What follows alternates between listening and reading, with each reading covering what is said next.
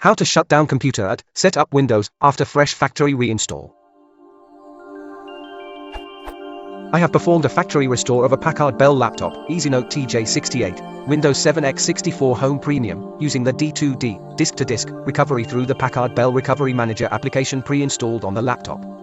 I would like the new owner to be able to run through the initial Setup Windows wizard, similar to picture below, where they select their language, enter a computer name and create a new user, but there is no option to shut the computer down at this process.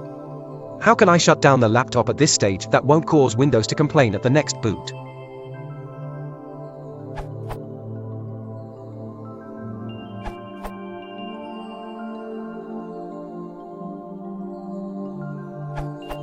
This should be the same steps for any laptop where the Setup Windows wizard is displayed. At the Setup Windows wizard screen, press Shift plus F10. When the command prompt window opens, type Shutdown ST1 and press Return.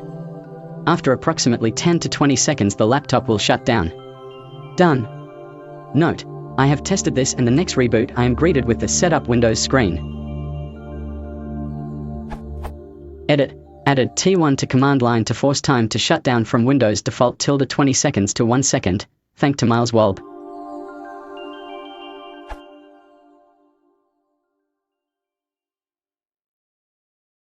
If you want to support the channel, please consider liking and subscribing.